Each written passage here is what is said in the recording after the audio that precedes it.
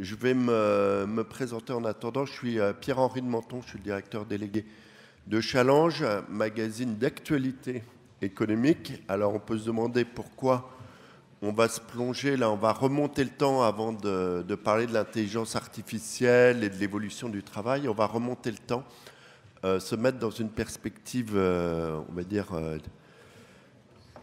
décennale, mais même, on va parler en siècle, on va parler en millénaire, aux origines, puisqu'on va remonter à la Grèce antique, sur les conditions de la mise au travail.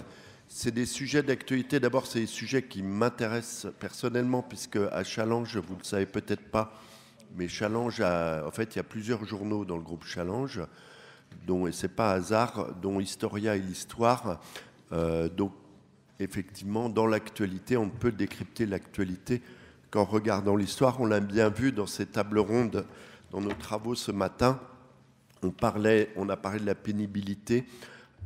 C'est un sujet qu'on va aborder aujourd'hui. On a d'ailleurs, avec un constat un peu inquiétant de la DARES, comme quand on était sur une sorte de plateau, il n'y avait pas vraiment d'amélioration des choses depuis quelques années de ce point de vue-là.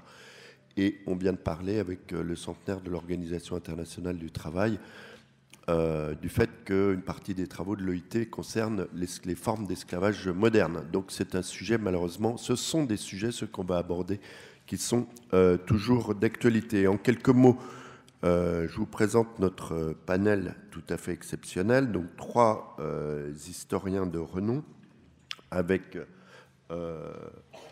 à ma gauche, à votre droite, Julien Zurbach, qui est maître de conférence à l'École normale supérieure. Tout à fait à l'extrémité, Alessandro Stanziani, qui est directeur d'études à l'EHESS et directeur de recherche au CNRS. Et enfin, Martin Bruegel, qui lui est historien, différentes casquettes, mais qui est historien, et c'est à ce titre qu'il est là aujourd'hui à l'Institut national de la recherche agronomique, l'INRIA. INRA, je ne sais plus. INRA, voilà. Où on va parler des conditions de travail. Là, on va faire vraiment un focus sur un certain secteur. Vous allez voir ça, ça va être tout à fait passionnant. Je vais laisser, donc ce que je vous propose, c'est que faire un propos introductif, laisser nos intervenants présenter leurs travaux en une dizaine de minutes. Je suis désolé de ces formats assez courts. Sur les conditions de la mise au travail, donc à travers les siècles, comme ça vous aurez un aperçu tout à fait étonnant depuis donc la Grèce antique jusqu'au début du XXe siècle. Et puis ensuite, on fera une petite relance, savoir ce que peut leur inspirer l'évolution des choses et l'actualité. Et enfin, naturellement, on donnera la parole à la salle. Alors, on va commencer, Julien Zurbach, avec la Grèce antique. Donc, contrairement, on parlait des idées reçues.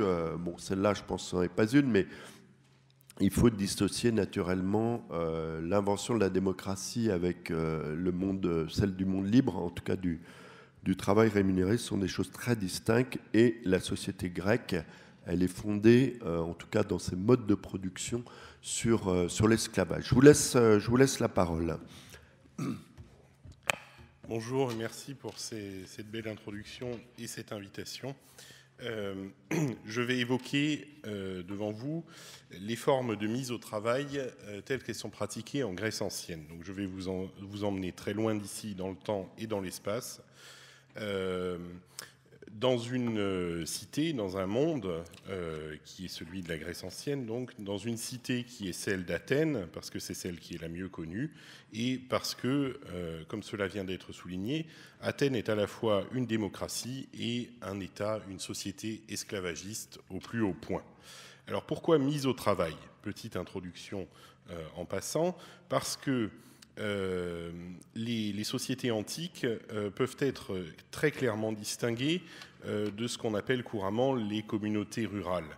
Si vous prenez le très beau livre de Mahmoud Makal, par exemple, intitulé « Un village anatolien », vous ne pouvez pas parler de mise au travail dans cette société-là. On est en Anatolie dans les années 50, et vous trouvez ça dans la plupart des autres monographies sur des communautés rurales méditerranéennes.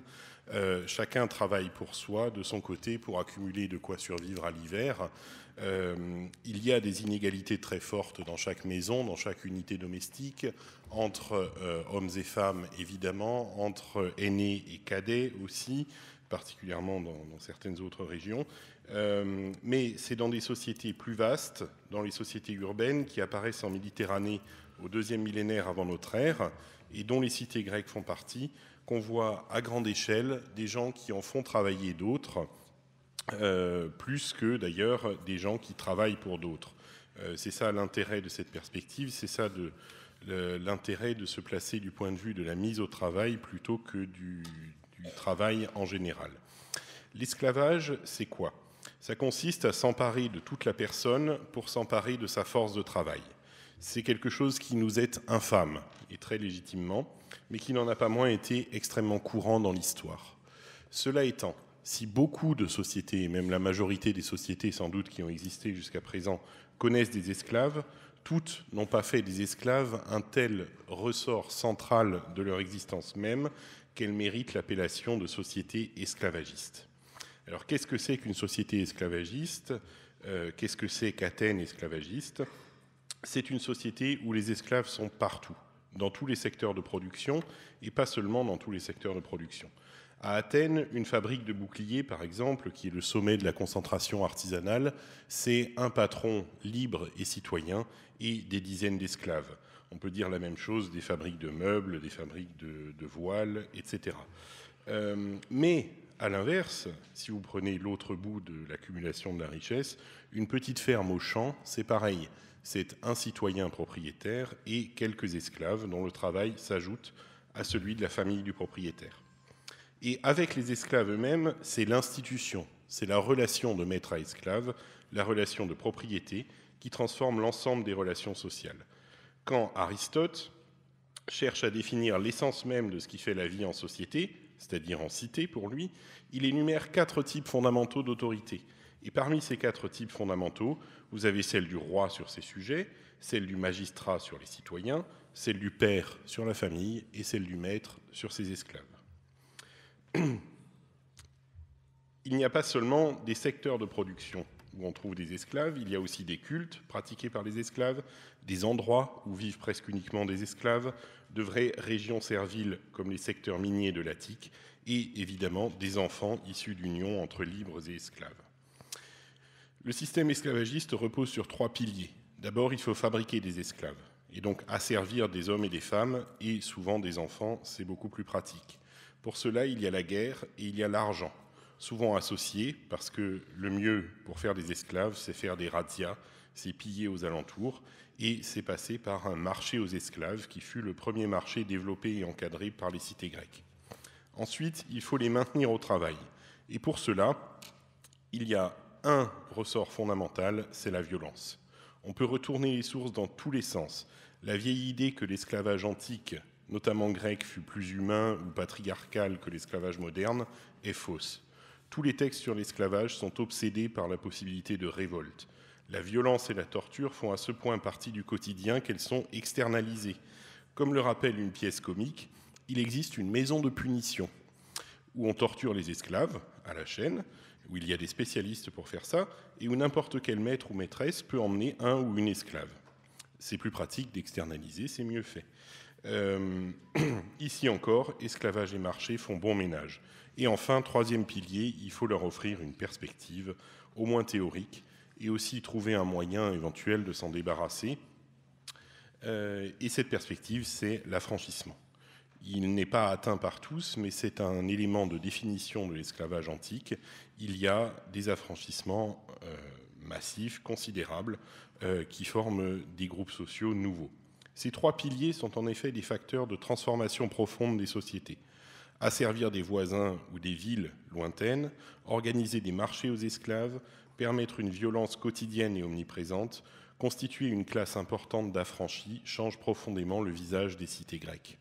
Alors juste, sur affranchissement, on en parlait, ne veut pas dire devenir citoyen, hein. Il y a une limite à l'ascension sociale. On devient libre, mais on n'est pas intégré à la cité. Et du coup, justement, on trouve vite au Pirée, dans le port d'Athènes notamment, des gens d'origine étrangère, des Syriens, des Anatoliens, qui sont libres mais qui ne sont pas citoyens. Et l'apparition de cette classe importante d'affranchis est quelque chose de caractéristique des sociétés esclavagistes antiques. Il ne faut pas croire, c'est mon quatrième et dernier point, que l'esclavage produit une classe de libres oisifs. Les citoyens, les libres, travaillent. L'esclavage, cependant, est la forme dominante de mise au travail. Qu'est-ce que cela veut dire ? Il y a un ressort essentiel pour la mise au travail de gens qui sont juridiquement libres, c'est-à-dire qui théoriquement peuvent aller et venir, peuvent posséder, ont accès à la propriété mobilière ou foncière, c'est la dette. La dette qui oblige un créancier, un débiteur, à travailler pour rembourser ce qu'il a reçu. C'est un instrument courant dans les cités grecques qui crée des conditions proches de l'esclavage, mais le plus souvent temporaires, encore que cela n'est pas toujours garanti. On trouve ainsi le fils d'un berger qui rembourse les dettes de son père et, au dire de ses proches, est esclave d'une certaine façon. Ce qui veut dire qu'à Athènes, il n'y a pas de forme légale pour ce genre de choses, contrairement à d'autres cités. Il y a des formes de liens de clientèle aussi, pour gérer la mise au travail des libres. Et là, le cas le plus abouti, c'est celui des affranchis. Parce que quand vous êtes affranchi, non seulement vous n'êtes pas citoyen, mais vous n'êtes pas entièrement libre tout de suite. Vous devez continuer à travailler pour votre ancien maître pendant un certain temps, parfois jusqu'à la fin de votre vie. Surtout, à côté de l'esclavage, du coup, il n'existe pas de salariat à proprement parler. Le terme qu'on traduit par salaire, en général, signifie gage, et c'est simplement une forme de travail à la tâche qui ne veut pas dire que la dette ou la clientèle ne travaille pas derrière. Cela signifie que vous n'avez pas une opposition toute simple, vous ne pouvez pas aller sur un marché du travail et dire « je préférerais un esclave pour ceci, je préférerais un salarié pour cela ». Ce qui domine, c'est l'esclavage, et on pense aussi le travail des libres par la contrainte. C'est-à-dire que le travail des libres, de ceux qui sont juridiquement libres, n'est pas forcément un travail libre. Voilà. Et ceci vous explique, par exemple, qu'en grec moderne, comme on le disait tout à l'heure, le mot pour dire travail, c'est le mot qui voulait dire esclavage en grec ancien. Alors, pourquoi est-ce que je vous raconte tout cela ? Pour conclure rapidement, parce qu'une idée courante aujourd'hui, une vieille idée qui revient à la mode, c'est que la démocratie grecque ancienne a permis l'émergence du marché, et qu'à son tour, ce marché libre a permis la croissance, la richesse de la Grèce ancienne. Pourquoi ? Parce que la démocratie, en constituant un corps civique qui est fondamentalement une série de gens libres et égaux en droit, comme on le dira plus tard, serait consubstantielle au marché. Être citoyen ou être acteur du marché, c'est un peu la même chose. Non, l'esclavage va très bien avec le marché, vous l'avez vu à plusieurs reprises. Cela fait même système avec lui. Et la démocratie grecque, ce que nous appelons la démocratie grecque, qui est effectivement une forme historique de démocratie, c'est une démocratie esclavagiste. C'est une démocratie qui ne fonctionne que pour très peu de gens. Et le marché et la démocratie, ce sont deux choses bien différentes. La richesse de la Grèce ancienne, c'est ses esclaves. Voilà. Merci beaucoup. Merci beaucoup, Julien Zurbach. On voit bien où on va aller dans les questions. Là, c'est intéressant. Hein, démocratie, marché. Le premier marché qui fonctionnait était le marché aux esclaves. On fait un petit saut dans le temps. On va se retrouver, Alessandro Sangiani, au 19e siècle. On a parlé d'affranchissement. On n'a pas parlé d'abolition de l'esclavage. Là, on va en parler. Je vous laisse la parole, nous faire un peu... donc là, on s'arrête sur image au 19e siècle. Comme je suis gaucher, je vais utiliser les deux, je vais essayer. Alors, déjà, j'espère que vous arrivez à comprendre, comme ma fille et mes étudiants, l'accent qui n'est pas accent italien, c'est napolitain, c'est radicalement différent. Et donc, je vais essayer de ne pas parler trop vite comme les napolitains, d'accord? Alors, comme je suis un napolitain à Paris depuis 35 ans et je ne perds pas mon accent, je vais continuer à faire une chose que je fais souvent avec mes étudiants, c'est-à-dire essayer de voir dans des régions différentes du monde comment l'abolition de l'esclavage s'est pratiquée. D'accord? Donc, une question du départ, surtout pour les jeunes, est la suivante, c'est est-ce que le capitalisme est-il compatible ou pas avec le travail forcé? D'accord? Donc, vous avez des arguments classiques qui vont de Marx, Smith, jusqu'à Weber, mais de manière paradoxale, jusqu'aux économistes libéraux de nos jours, les deux se rejoignent pour dire que le capitalisme et le travail forcé ne sont pas compatibles. Ce sont deux systèmes différents. Ce que je voudrais discuter avec vous, c'est qu'en réalité, on peut voir que travail forcé et capitalisme s'intègrent parfaitement l'un avec l'autre. Et on continue à avoir, en plein capitalisme de nos jours, du travail forcé. Donc la question est de savoir pourquoi les deux fonctionnent si bien ensemble.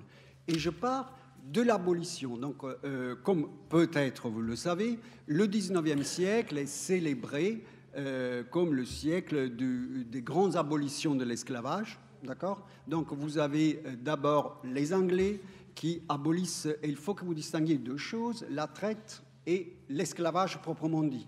Okay? Donc, abolition de la traite, c'est 1807 pour les Britanniques, qui ensuite abolissent l'esclavage proprement dit. Donc, on ne pouvait pas faire du commerce d'esclaves, mais on pouvait garder les esclaves. Ils les abolissent pendant les années 30. Ça va durer une dizaine d'années. Okay? Les Français suivent en 1948. Les Portugais arrivent beaucoup plus tard, pendant les années 80. Mes Russes, parce que j'ai beaucoup travaillé sur la Russie, je parle russe, toujours avec l'accent napolitain, en 1861. Les Américains, c'est 1865. Beaucoup d'autres pays en Asie, c'est le XXe siècle. Donc, vous n'avez pas qu'un moment abolitionniste. Alors, la question qui se pose, et c'est exactement quel capitalisme pour quel travail, c'est les grands débats. C'est une fois juste, Alessandro, il est aboli partout aujourd'hui bah voilà, justement, en principe. Le monsieur de l'OIT est parti, mais en principe, il est aboli partout. En principe, il est aboli partout. Les derniers pays, c'était les années 60, avec des pressions justement de l'OIT, c'était les pays arabes, dans lesquels on a aboli formellement l'esclavage pendant les années 60 du XXe siècle. Donc, formellement, il est aboli partout. Et l'OIT, justement, juste une question de définition, avait décrété avec la Ligue des Nations pendant les années 20 que comme il n'y avait plus d'esclavage dans la plupart du monde, il fallait parler plutôt de travail forcé.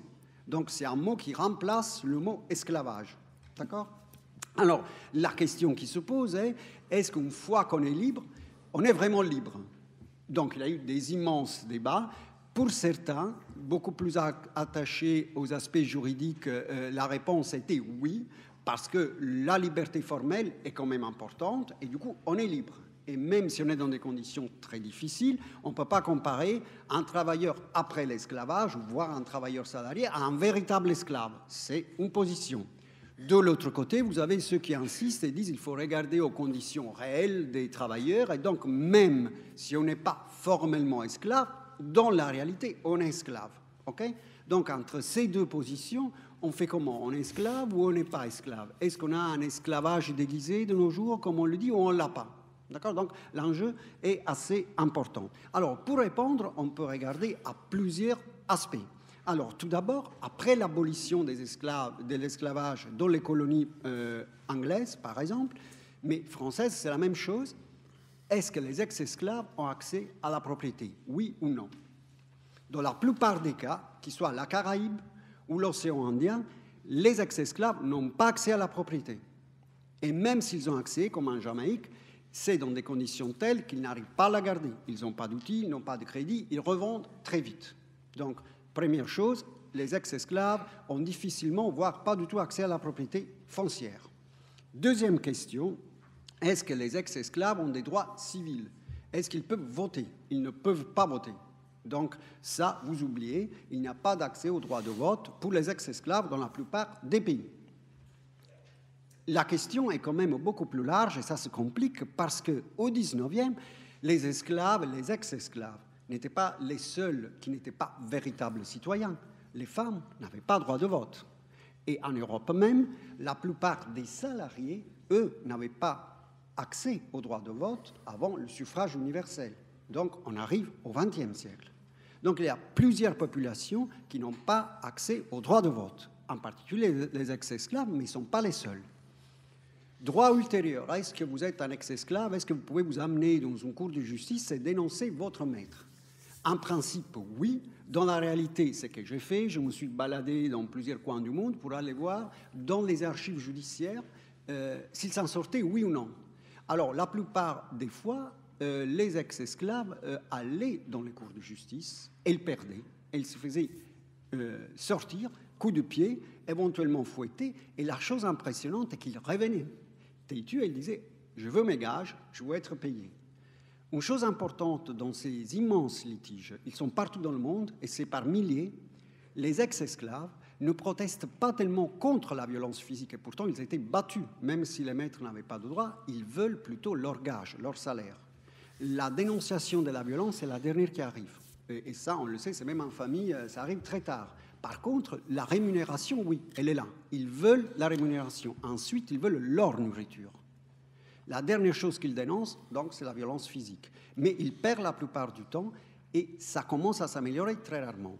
Dernière forme de possibilité pour avoir emploi dans la société. Ah, donc, vous n'avez pas accès aux droits civils, vous n'avez pas accès à la propriété et vous perdez dans les tribunaux. Est-ce que vous avez des droits sociaux?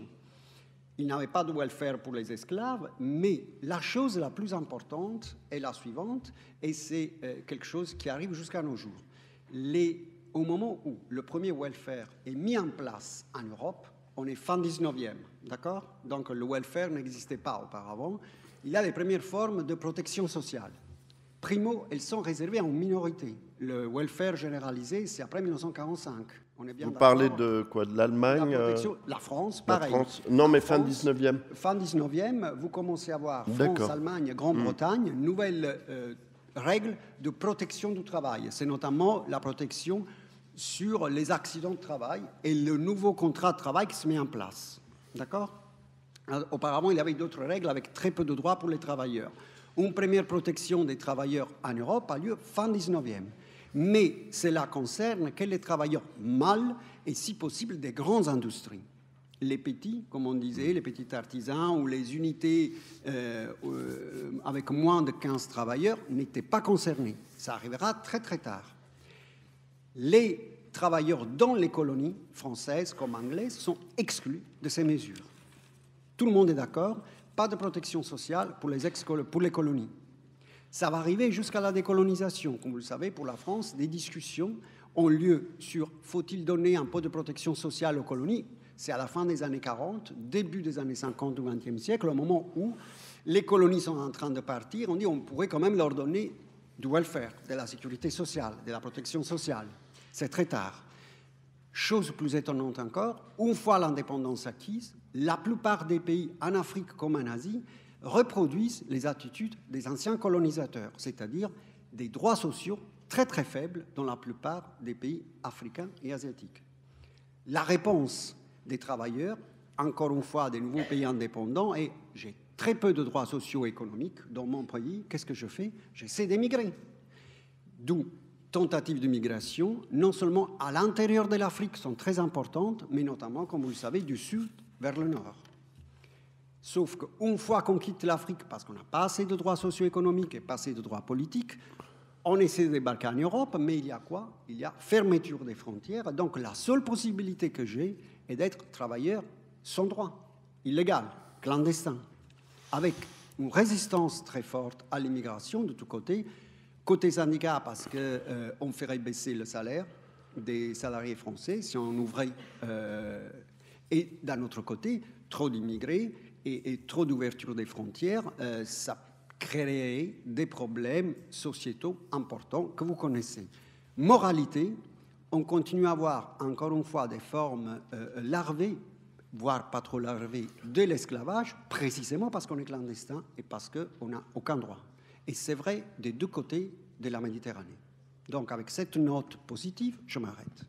Merci beaucoup Alessandro. Je peux vous applaudir pour cette fresque. Donc l'esclavage n'est pas soluble dans la démocratie ni dans le capitalisme. Et on a vu aussi dans votre intervention l'apparition, je ne sais pas si on peut parler de statut, mais effectivement, comme dans la Grèce antique, affranchissement ne veut pas dire homme libre. Donc il y a une sorte de statut intermédiaire qu'on retrouve peut-être donc chez des salariés, hein, je crois, donc à la fin du 19e siècle, dans un secteur très particulier. Et je vais laisser la parole vous faire découvrir ça.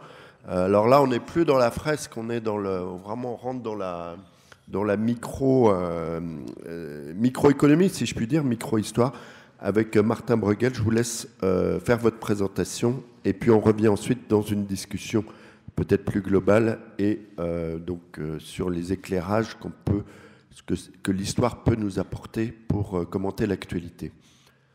Oui, merci beaucoup. Alors vous continuez avec les accents. Là, c'est un accent suisse. En plus, je suis ambidextre, j'aime bien parler avec les mains, donc en plus, je préfère être debout, mais j'utilise le micro. Et Sandro a parlé à une échelle très très large des aires culturelles du monde entier.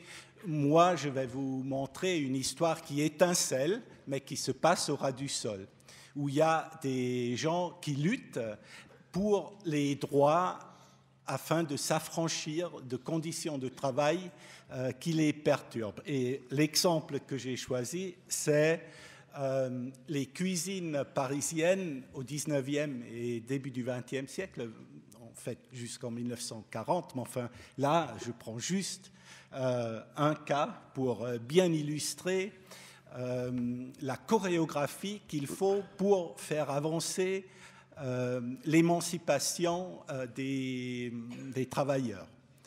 Alors, je vais faire 4 points. Donc, je vais vous parler de la première loi concernant l'hygiène et la sécurité au travail, adoptée en France en 1893. Ensuite, je mentionnerai très rapidement ses limites. On rentre dans le vif du sujet avec la campagne du syndicat des cuisiniers français parisiens pour étendre la loi, donc pour casser les limites. Et voilà, je finis sur une note alors là très positive parce qu'ils réussissent. Donc, j'ai déjà envie de me lever, mais la loi, le repère qu'il nous faut. En 1893, donc, l'Assemblée nationale adopte la première loi concernant l'hygiène et la sécurité des travailleurs dans les établissements industriels. Gardez bien en tête industriel, la nomenclature, chaque mot pèse. Donc, c'est la première loi en France qui reconnaît un droit à la santé à tous les travailleurs sur les sites industriels. Son objectif est la mise en place de conditions d'hygiène et de salubrité nécessaires à la santé du personnel. Ça veut dire qu'on ne devrait pas tomber malade en travaillant, ni avoir des accidents. Et les mesures préventives concernent la propreté des locaux, l'aération, l'éclairage, les odeurs et les émanations malsaines, les gaz, etc., la poussière, à cause de la silicose, etc., et les gaz nocifs, et aussi une protection contre les incendies, notamment la possibilité de pouvoir s'échapper du lieu de travail lorsqu'il y a le feu. Alors cette loi est acclamée, pratiquement tout le monde est content, sauf elle a des limites. Enfin, le Conseil d'État dit qu'il y a certains métiers, certaines occupations qui ne tombent pas sous le périmètre de la loi, notamment les métiers qui sont assimilés à la sphère domestique, la cuisine, par par exemple, ou les métiers où on n'utilise pas de machines, les bureaux, les ventes, enfin les commerces. Donc là, je vous ai juste mis un extrait d'une lettre signée par le ministre du Commerce qui va vous montrer la provocation du monde du travail. Le syndicat des cuisiniers qui, depuis sa légalisation en 1884, lutte pour des conditions de travail convenables, a lancé une pétition en disant « Écoutez, vous ne pouvez pas nous exclure de la loi ». Et le ministre répète en fait ce que le Conseil d'État a dit.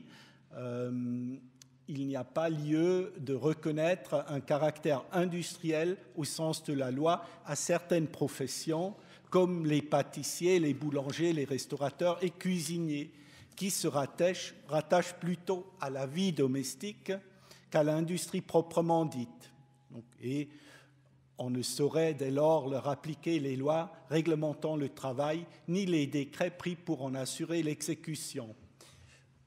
Petite cerise sur le gâteau, naturellement, le ministre assure les pétitionnaires qu'il est tout à fait d'accord avec eux, qu'il faut qu'il faut protéger les ouvriers et les travailleurs, mais que ses mains sont liées. Là, c'est comme une boule de billard. Le syndicat des cuisiniers commence une campagne pour attirer l'attention sur la fabrication des repas commerciaux qu'on mange à Paris. Alors, ils ont une stratégie très futée. Ils font bien sûr du lobbying des institutions, des assemblées, et ils créent des alliances, notamment avec des médecins hygiénistes et aussi l'Office du travail. D'ailleurs, la prestigieuse Société française d'hygiène fait une enquête sur les conditions du travail dans les cuisines à Paris en 1897-18. Cette enquête a un énorme retentissement. Donc elle est publiée, il y a des rapports médiatiques en France, mais surtout, elle est reprise par le journal médical anglais The Lancet, qui existe toujours, et ces résultats sont diffusés dans le monde entier. En 1900, juste avant l'exposition universelle, le New York Times a publié un article sur les conditions déplorables dans les cuisines parisiennes, dans les cuisines de restaurants et d'hôtels parisiens. Donc, ça porte préjudice à la réputation de la France et de la réputation gastronomique de la France. Et c'est ça l'astuce du syndicat des cuisiniers. Ils ont compris que fonder leur combat que sur leurs conditions de travail ne suffira pas pour transformer la loi de 1893. Donc, à côté des alliances, ils ont développé un argument de santé publique parce qu'ils disent les repas sortent des cuisines et sont servis à des clients. Nous luttons bien sûr pour notre santé au travail, mais nous voulons aussi protéger les consommateurs parce que des conditions de travail insuffisantes, d'insalubrité, comportent un risque pour les consommateurs. Et le deuxième axe, ou le troisième en fait, est que on connaît la réputation gastronomique de la France, on connaît les salons dans les restaurants, mais on ne connaît pas ce qui est derrière. Et donc, ils disent, leur argument est que cette réputation est bâtie sur des pieds d'argile. Dès qu'on connaîtra les conditions telles qu'elles sont, la France va souffrir. La France, Paris a en 1900 à peu près 2 millions de touristes par an, autant que d'habitants. Donc c'est une composante de l'économie très importante. Alors les cuisiniers réussissent en fait à faire braquer les projecteurs mondiaux sur la France en 1900, donc au moment de l'exposition. Et juste à temps, pour l'exposition, un guide dit au Palais Royal, qui est un peu le centre gastronomique de Paris, on peut effectivement trouver des bons repas à 1,15 €, 1 franc 15 ou à 3 francs, mais je pense que si on descendait dans les cuisines, souvent au sous-sol, on aurait de la peine à manger ces repas. Alors, là, ça inquiète plus d'un les milieux politiques. Les milieux hygiénistes sont déjà derrière les cuisiniers, mais les politiciens commencent à se soucier de l'effet qu'a cette campagne sur l'économie à Paris. Et le premier ministre socialiste qui arrive au gouvernement, Alexandre Mitterrand, prend sous son aile les demandes pétitionnées des syndicats et fait avancer la réforme de la loi qui passe par l'Assemblée après des travaux préalables, mais sans grande opposition en 1903. Donc les cuisiniers auront réussi à transformer la première loi de 1893 et ils disent « Nous étions des parias à l'extérieur de la protection de la loi. Aujourd'hui, nous sommes des travailleurs protégés. » Donc c'est des ouvriers qui ont compris le sens du droit pour faire avancer leur sécurité au travail. Voilà, je m'arrête là. C'était pour vous montrer que dans un temps de démantèlement de lois sociales, il faut bien se rappeler que ce sont des acquis de lutte. Merci beaucoup.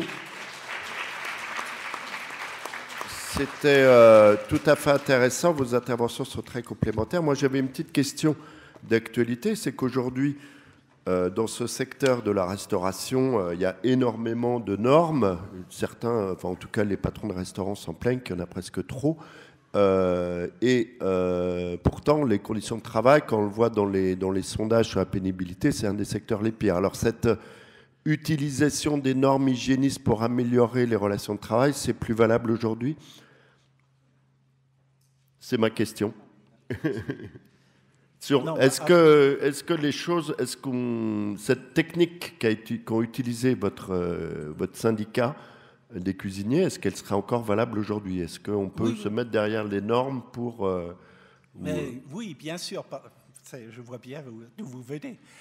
Naturellement, on peut faire toutes les lois qu'on veut, mais il faut donner les moyens à l'Office du travail de faire son travail de surveillance. Si on fait les lois, mais on ne fait pas suivre avec les inspecteurs du travail, les laboratoires qu'il faut, naturellement, l'application tarde. Là, l'autre jour, dans les journaux, on lisait qu'un restaurant parisien actuellement se fait contrôler, une fois tous les 15 ans. Naturellement, c'est pas parce que l'Office du travail et les inspecteurs ne veulent pas, c'est qu'ils n'ont pas les moyens de le faire. Donc, la loi présente le cadre et après, il faudrait une volonté politique et de la pression syndicale notamment pour faire appliquer cette loi. Même chose d'ailleurs pour les esclaves affranchis. On peut bien les affranchir si on ne met pas en place un système qui les accueille et qui les accompagne. Les conditions seront telles que Sandro les a décrites. Merci beaucoup. Alors, on va ouvrir le débat, donner la parole à la salle. Je ne sais pas si... Donc, il faut vous manifester. N'ayez pas peur. Première question. Là, tout à fait en haut sur ma droite. Donc, on a un quart d'heure, 20 minutes. Mais question brève quand même. Oui, merci pour ces éclairages. Je trouve qu'il y a une continuité entre le sondage de ce matin sur le sentiment de transformation et de pénibilité du travail qui serait lié un peu aux nouvelles technologies, aux transformations numériques, etc.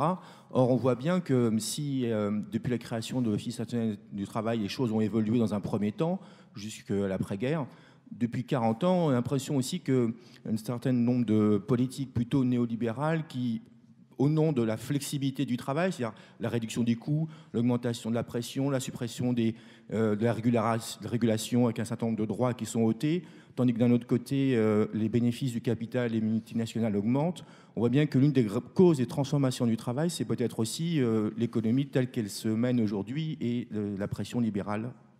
Voilà, et pour compléter la question, c'était la première partie de la question, c'est sur progrès technique et travail. Hein. On a vu que l'esclavage n'était pas soluble ni dans la démocratie, ni dans le capitalisme. Est-ce qu'il l'est? Est-ce que le progrès technique, technologique, on parlait de différentes époques, est une forme d'affranchissement ou au contraire d'asservissement? Je ne sais pas qui veut se lancer, si on va dans les cuisines, dans les campagnes, dans la Grèce ancienne ou au XIXe siècle, où effectivement, en pleine révolution industrielle, quel est l'impact? C'est une des questions centrales. Alors déjà, il y a une chose importante à dire, qu'au XIXe, contrairement à l'imaginaire qu'on a toujours eu, il n'y avait pas tellement de machines. Tout le monde parlait des machines, mais vous savez, s'il y a quelque chose de nouveau, tout le monde en parle. En réalité, on utilisait beaucoup de travail. Des travail sans droit. Mais c'était du travail. Donc, quelque part, Marx voyait un peu trop loin. En réalité, les grandes machines s'imposent pour ceux qui connaissent un peu ces grandes chronologies avec la deuxième révolution industrielle. Donc, c'est vraiment la seconde moitié, voire la fin du 19e siècle, quand les grandes machines s'imposent. Et du coup, on commence à avoir de plus en plus de capital. Or, la chose importante est pour moi qu'on puisse faire éclater des connexions un peu trop simples ou simplistes, parce qu'en réalité, c'est au moment où le grand capital s'impose, c'est à ce moment-là que les syndicats aussi arrivent à s'imposer et que le travail, c'est le welfare, c'est en réalité les grandes entreprises. Ce n'est pas les petites du 19e siècle. Et chose importante, de nos jours, on a un phénomène complètement nouveau. C'est-à-dire, d'une part, on garde une technologie très avancée, mais d'autre part, on arrive à démanteler l'État social. Et ça, c'est une connexion qui n'existait pas avant. Auparavant, on avait petit et beaucoup de travail, et ensuite on avait grand, moins de travail, et en même temps, davantage de protection pour le travail. Ce qui veut dire qu'en réalité, la loi de l'offre et de la demande n'a jamais existé. Ça ne s'est jamais fait comme ça. C'est la force sur le marché, la pression des syndicats, l'équilibre politique qui influence énormément le niveau des salaires. Du coup, quelle technologie? Le vrai problème est que, d'une part, vous avez des technologies qui demandent une flexibilité et davantage de souplesse, comme on dit. D'un autre côté, vous avez que la stabilité et un travail à vie, c'est quelque chose que pour nous, de ma génération, c'est presque acquis, mais en réalité, c'est quelque chose de très très court dans l'histoire de l'humanité. C'est à 30-40 ans. Avant et après, on n'a jamais eu cette stabilité. C'est vraiment l'exception. C'est le welfare state généralisé. Du coup, comment avancer et comment concilier ce besoin en travail, des nouvelles technologies, avec une idée qu'il ne faudrait pas avoir une croissance qui tue la planète. Et ça, c'est le plus compliqué. Quelque part, je prêcherai pour une forme de intensification en travail, c'est-à-dire moins de capital avancé, mais avec davantage de protection. Ça, on ne l'a jamais eu. Davantage de travail, davantage de protection. On avait la protection avec les grandes usines. Est-ce qu'on arrive à mettre en place une question politique avant tout, et pas seulement économique? Je trouve votre vision des grandes usines, grandes entreprises un peu optimiste, parce que quand on regarde les révoltes ouvrières, mais le ludisme par exemple, on casse les machines, donc la machine elle est vécue comme une forme de nouvel asservissement à la machine cette fois. Et vous regardez le film Les temps modernes, donc c'est vraiment les grosses machines, les grandes entreprises, et il a l'air quand même très malheureux, le héros. Petite réponse, je ne dis pas qu'ils étaient heureux. Alors déjà, pour moi, la chronologie est importante. Le ludisme a lieu, comme je le disais, c'est début du 19e, quand il avait les premières machines, mais très rares. Et tout le monde luttait contre les machines. Mais en réalité, contrairement même à ce que Smith ou Marx disaient, il y avait très très peu de machines. La quasi-totalité des soi-disant salariés de l'époque étaient des ouvriers paysans. Ils faisaient des allers-retours entre la ville et la campagne. Les vrais prolétaires étaient très très peu, contrairement à ce qu'on racontait. Ensuite, il y a les temps modernes. Et les temps modernes, c'est la deuxième révolution industrielle. Donc on est vraiment un siècle plus tard, et c'est là où il y a des machines. Ce que Marx aurait appelé l'aliénation, c'est que Charlie Chaplin vraiment mettait en évidence, mais ce n'est pas un hasard que cette ce malheureux attachement à la chaîne avait lieu en même temps que le welfare se mettait en place. C'est pourquoi je dis qu'il faudrait un peu sortir des images idéalisées, et c'est cette combinaison entre grandes entreprises, aliénation et malgré tout protection sociale. Voilà, on le voyait tout à l'heure, effectivement, à l'origine de l'Organisation internationale du travail, il y a 100 ans, les premières lois, le premier directeur, c'est l'industrie de l'armement. Donc, très grandes entreprises, beaucoup de machines et début d'une vraie réflexion sur la protection sociale. Et puis, on verra aussi dans les tables rondes suivantes, si, puisqu'on en est au début de l'intelligence artificielle, si on voit se reproduire des phénomènes de peur vis-à-vis de l'irruption d'une soi-disant révolution technologique. Alors, d'autres questions? Allez, il faut se lancer. C'est dommage, monsieur, tout en haut.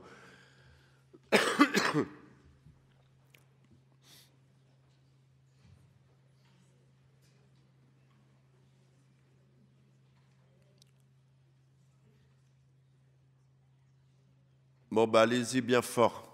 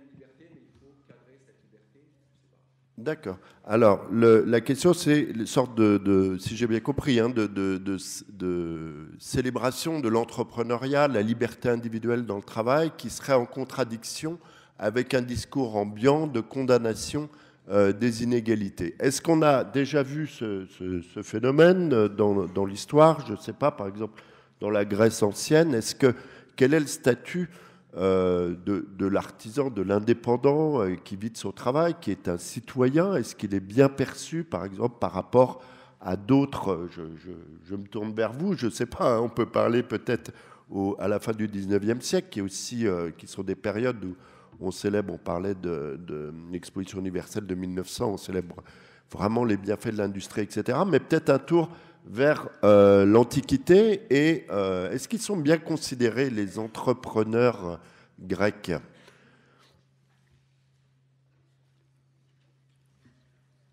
Sinon, tenez.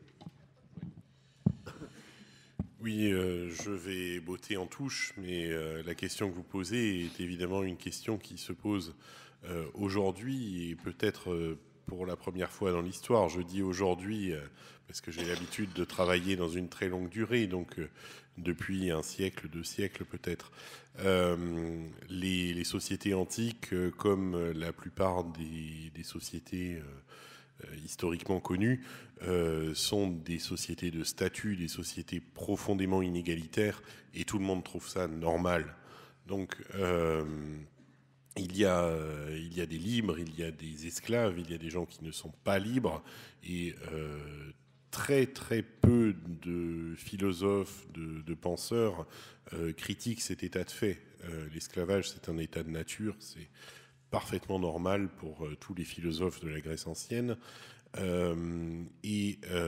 Parmi les libres, il y a des hiérarchies qui sont parfaitement perçues, conçues à différents niveaux, qui peuvent être économiques, juridiques, culturels, mais également très rarement remises en cause. Et c'est le cas notamment des artisans, c'est-à-dire que les artisans sont très souvent des libres, mais qui se retrouvent dans une position paradoxale parce qu'à un moment, par le poids de l'esclavage que j'ai essayé de décrire, on conçoit tout travail de près ou de loin dépendant, c'est-à-dire tout travail pour un autre, l'autre pouvant être ce qu'on appelle un client, comme une forme de travail subordonné et donc assimilable à l'esclavage. Donc il y a un mépris assez fort envers le travail non agricole, disons, pour les libres. Voilà. Donc ce que je peux faire moi, en tant qu'historien de choses très anciennes, c'est souligner la nouveauté radicale de la question que vous posez, qui à mon avis est un élément important aussi de la manière dont on doit la poser, de la manière dont on doit réfléchir dessus. Je n'ai absolument aucune solution à proposer au paradoxe que vous décrivez, mais ce que je peux vous dire, c'est que c'est un paradoxe qui nous est propre. Voilà. Merci beaucoup. Alors, on fait un saut dans le temps. On va aller tout à fait fin du 19e. Je ne suis pas tout à fait sûr d'avoir bien compris. Est-ce que la société est aussi statutaire que quelques millénaires plus tard, où il y a vraiment, les gens sont choqués par les inégalités, ça commence à... Oui, alors donc à la fin du 19e siècle, oui, il y a un siècle de choc des inégalités, mais donc la question qui est posée, c'est comment on distribue les fruits du travail. Est-ce qu'il y a une équité là-dedans? Et naturellement, les syndicats, à cette époque-là, disent que non, le capital reçoit plus qu'il n'y met en retour. Et donc, on voudrait que la balance pencherait un peu de l'autre côté. Par ailleurs, pour l'artisanat, parce que vous avez mentionné l'artisanat, il y a une sorte de fierté professionnelle, notamment dans les cuisines. On voit toujours les cuisiniers, enfin dans les sources, les cuisiniers se plaignent, comme d'autres artisans, des conditions de travail, mais ils disent malgré ça, nous voulons faire de la belle ouvrage et nous continuerons à produire des prouesses gastronomiques parce que c'est notre métier. Nous y mettons notre âme. Voilà. Alors, les choses ont bien changé. Alors, quand est-ce qu'a eu lieu la bascule? On parlait de la fierté de l'artisan, qui serait peut-être notre entrepreneur d'aujourd'hui. Il me semble qu'il y a dans l'histoire le compagnonnage, par exemple. Hein, ça commence, on est plutôt au Moyen-Âge qu'à la deuxième révolution industrielle, mais quand est-ce qu'il y a cette évolution des choses qui fait qu'on sorte d'une société complètement statutaire et inégalitaire, comme on vient de le décrire pour la Grèce antique? Y compris la question qui venait de la salle, et les deux se relient, c'est cette question du statut. Souvent en économie, en sociologie, on parle du statut social, il y a aussi un statut juridique. Et il y a un conte qu'on raconte tout le temps. Avant la Révolution française, on avait une société organisée par ordre et par statut. Ensuite, on avait la société libérale, où il y aurait le contrat et pas de statut. Puis il y aurait un certain retour des statuts juridiques avec le welfare, avec l'État social, et aujourd'hui, on tendrait à nouveau à tomber dans une société néolibérale sans statut. C'est complètement faux, de mon point de vue, pour la raison suivante, et d'où on revient au statut du travail, mais aussi de l'entrepreneur. après 1789, mais c'est la même chose aux États-Unis après 76 et 1776 et en Angleterre où il parle des révolutions glorieuses 1689. D'accord, c'est les 3 révolutions libérales, comme on dit. En réalité, après ces révolutions, on a une société formellement égale, mais on a une persistance des statuts juridiques. Exemple, je l'ai déjà dit, les femmes n'ont pas droit de vote. Ils ont un statut juridique différent. Pour l'héritage, pour être femme entrepreneuse, ce n'est pas la même chose qu'un homme. Première chose. Deuxième, les travailleurs, par statut et non pas par contrat, n'ont pas accès à des droits politiques. Donc le statut existe. Et chose plus importante, en France, existe un statut de ce qu'on appelait à l'époque le commerçant. C'était l'entrepreneur. On n'employait pas le mot capitaliste. Ça existait sous l'Ancien Régime et ça existe après. C'est le fameux droit des affaires, encore de nos jours. C'est un droit à part, un statut à part pour des entrepreneurs qui ont l'accès, par exemple, à des tribunaux de commerce, qui ont des droits particuliers, par statut. Du coup, c'est des inégalités devant la loi extrêmement importantes. Et du coup, l'entrepreneur, même si le discours célèbre la libre initiative, etc., s'appuie en réalité sur des institutions assez importantes qui ensuite créent aussi des inégalités. C'est par statut déjà qu'on a des inégalités. Et donc, on ne peut pas concevoir une innovation où l'entrepreneur sont des institutions. Ce n'est pas un hasard que la France du 19e garde un dicton du 18e lorsque des hommes d'affaires disent « Sire, libérez-nous de toutes ces contraintes, on aime le libre marché, mais protégez-nous beaucoup de l'extérieur. » Et ce n'est pas en contradiction. Jusqu'à nos jours, du côté du capital, on demande du libre marché à l'intérieur et une belle protection vis-à-vis et des syndicats et de la concurrence à l'étranger. Du coup, liberté et non-liberté, les deux coexistent et sont utilisés de manière tout à fait instrumentale. Et ça a été toujours comme ça. Bien, eh ben, écoutez, merci beaucoup. Rien de neuf sur le soleil, hein, sous le soleil, j'allais dire. Le patronat, effectivement, demande toujours plus de liberté, mais aussi quelque part plus de protection. Et la protection, en tout cas, d'un système, par exemple, paritaire, où ils puissent intervenir dans les affaires de la société. Donc, merci tous les trois. C'était tout à fait passionnant.